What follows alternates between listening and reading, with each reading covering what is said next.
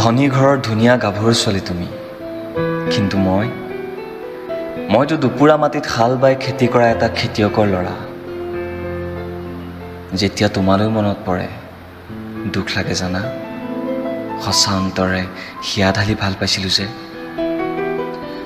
তোমাক লৈ তাহানি সৌ জোনৰ দিশলৈ যাবলৈ সপোন দেখিছিলোঁ, কিন্তু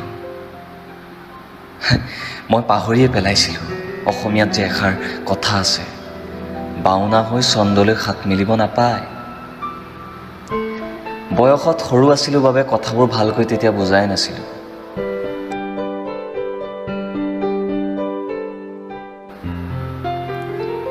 তুমি যে কৈছিলা মই তোমাৰ চিৰজনমৰ লগৰী, কিন্তু আজি কি হ'ল, তুমি দেখোন হেৰাই গ'লা ভিৰৰ মাজত।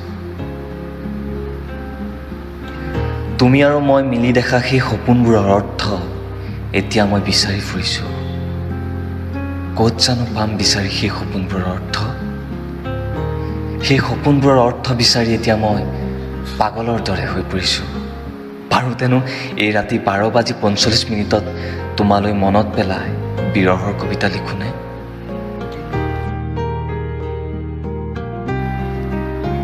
আচলতে এটা কথা, পৃথিৱীৰ প্ৰত্যেকজন মানুহেই কিবা নোপোৱাৰ দুখত দুখী,